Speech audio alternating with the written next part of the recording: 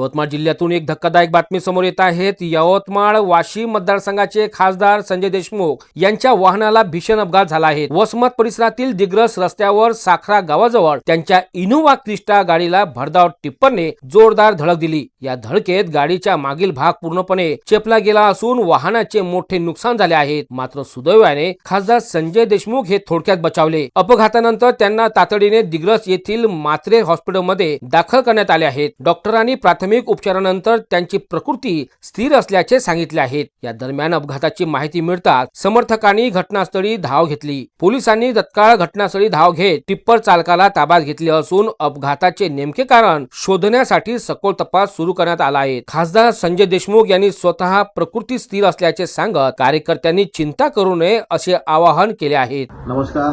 आज दौऱ्यावर असताना साखरा तालुका दिग्रस येथे माझ्या गाडीला भरधाव टिप्परने मागून धडक दिली।